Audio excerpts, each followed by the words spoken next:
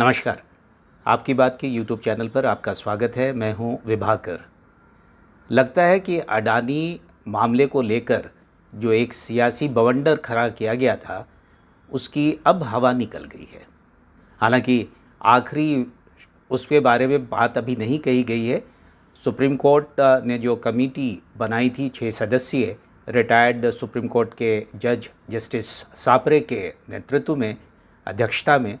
तो उस कमेटी ने जो सेबी के साथ जो मिलके उन्होंने जो जांच की थी अडानी ग्रुप के शेयर प्राइसेस को लेके, कंपनी के किस तरीके से उसका कामकाज होता है, उस पर इन्वेस्टमेंट का जो भी हिसाब किताब रहता है, उन सारी चीज़ों की जो जांच करने का जो अभी जो उनके पास जो जानकारी आई है, उसके हिसाब से जो कुछ आरोप लगाए गए थे उसकी कोई सत्यता उनको देखने को नहीं मिली है। एक बड़ा आरोप ये लगता रहा कि क्या सेबी के तरफ से कोई लापरवाही हुई, क्या वो अपना जो काम उसका करने का था कि स्टॉक मार्केट को, चूँकि वो रेगुलेट करने का काम है, कि एक कंपनी के स्टॉक के प्राइसेस में इस तरीके से जो लगातार बढ़ोतरी हो रही थी, वो जो मैनिपुलेशन हो रहा था, जो जो आरोप लगाया गया था कि शायद ये सारा कुछ जो आर्टिफिशियली किया जा रहा है, तो वो उसको रोक पाने में और उसको पकड़ पाने में सफल नहीं हुई है। एक्सपर्ट कमेटी की तरफ से ये कहा गया कि अभी तक जो भी जानकारी, जिस तरीके से जांच हुई है, उसके आधार पे ये कहा जा सकता है कि सेबी ने अपने काम के प्रति किसी भी तरीके की लापरवाही नहीं बरती, कोई कोताही नहीं हुई, उसका किसी भी तरीके का फेलियर उनको नज़र नहीं आता है। इसी संदर्भ में उन्होंने ये भी कहा कि हिंडनबर्ग रिपोर्ट आने के पहले भी, ये शब्द मेरे अपने हैं, उन्होंने ये कहा कि वो लंबे समय तक जो इस तरीके के आरोप मार्केट में लगते रहते हैं, अलग अलग सूत्रों से चीज़ें छपती रहती हैं, लोग बताते रहते हैं, और उनके अपने जो ट्रैकिंग जो करते हैं उसके हिसाब से उनको करीब 13 कंपनियां थी उनके ऊपर में, जो कि रिलेटेड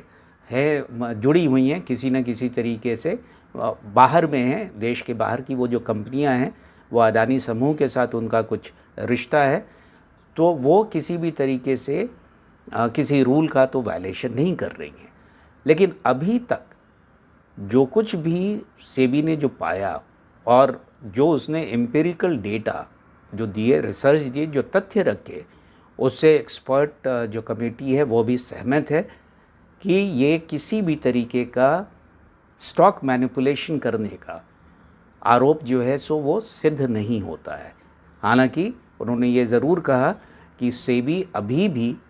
जांच को आगे रखना चाहती है और इसी के लिए उसने ज़्यादा मोहलत मांगी थी, जो कि सुप्रीम कोर्ट ने अभी उनको 14 अगस्त तक अपनी सारी जांच को कंप्लीट करने की बात कही है। ये अंतरिम रिपोर्ट है, ये निश्चित तौर से ये नहीं कहा जा सकता कि अडानी समूह को उन्होंने क्लीन चिट दे दी है, लेकिन जो शुरुआती जो भी उनके पास तथ्य आए हैं उसके हिसाब से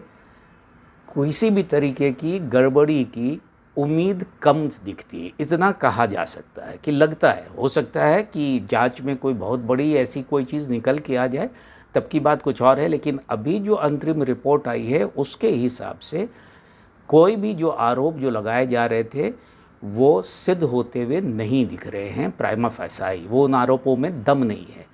हाँ, ये बात ज़रूर एक्सपर्ट कमेटी ने ये बात कही कि सेबी ने ये ज़रूर नोटिस किया था कि हिंडनबर्ग की रिपोर्ट जो कि 24 जनवरी को आई थी, उसके पहले 6 ऐसी कंपनियां थी, एंटिटीज़ थी, जिन्होंने अडानी के स्टॉक के समय ख़रीद फ़रोख्त की थी, ख़रीदा था उन्होंने। और जब वो स्टॉक मार्केट जब उसका गिरा, रिपोर्ट आने के बाद 28 जनवरी को वो रिपोर्ट आई थी, उसके बाद जो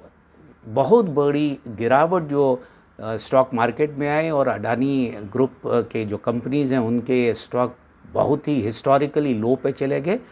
तो उस दौरान चूँकि वो शॉर्ट सेलिंग करते हैं, तो शॉर्ट सेलिंग फर्म की वजह से उन 6 एंटिटीज़ ने मुनाफा कमाया है, तो वो उसकी जांच निश्चित तौर से कर रहे हैं।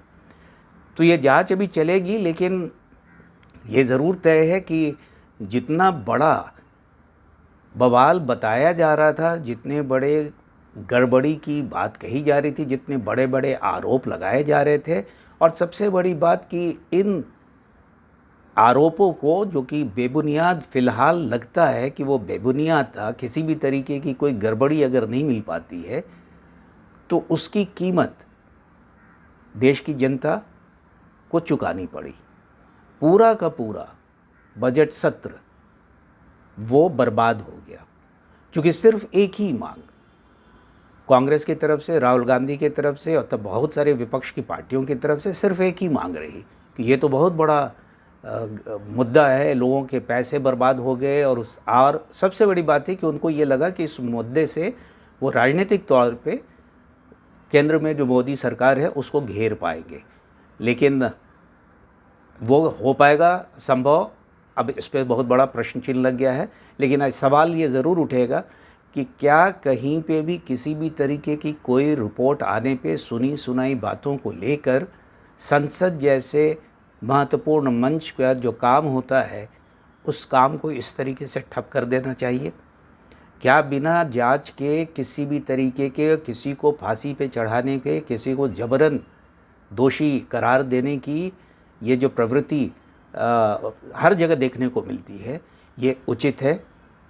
इन सारे चीज़ों का जवाब देना पड़ेगा। और अगर राजनीतिक तौर पे चुनाव के हिसाब से अगर ये बात करें कि अगर ये रोटी सेकने की कोशिश थी तो, और ये रिपोर्ट अगर 14 अगस्त को भी कुछ इसी तरीके की आती है जो कि अंतरिम रिपोर्ट कह रही है, तो जिस तरीके से 2019 में राहुल गांधी ने जो आरोप लगाए थे राफेल के सौदे को लेके प्रधानमंत्री के ऊपर में, मोदी सरकार के ऊपर में, तो उसमें भी सुप्रीम कोर्ट ने कोई गड़बड़ी नहीं पाई थी। और अगर ये गड़बड़ी इसमें भी नहीं मिलती है फाइनली,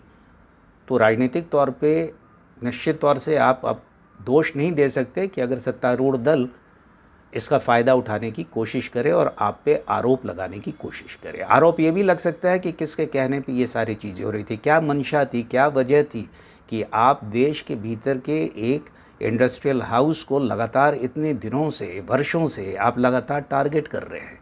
वो इंडस्ट्रियल हाउस जो कि कई तरीके के बेहतर काम देश की अर्थव्यवस्था में, देश के इंफ्रास्ट्रक्चर को बनाने में, कोर इंफ्रास्ट्रक्चर जो है उसको बनाने का काम कर रहा है। क्या कोई विदेशी इंटरेस्ट था? उसके दबाव में ये इस तरीके के रिपोर्ट ये डाले जाते हैं और जो राजनीतिक दल हैं वो उसके शिकार होके, चूँकि उनको विरोध करना है तो उस मुद्दे को उठाकर आपने देश का इतना बड़ा नुकसान करने की कोशिश की, नुकसान कराया भी। इस सब चीज़ का लोगों को जवाब देना पड़ेगा। फ़िलहाल इस अंक में इतना ही, आपसे विदा लूँगा, लेकिन जाने से पहले आपसे गुजारिश करूँगा कि आप आपकी बात के इस YouTube चैनल को ज़रूर सब्सक्राइब करें, लाइक करें और शेयर करें। नमस्कार।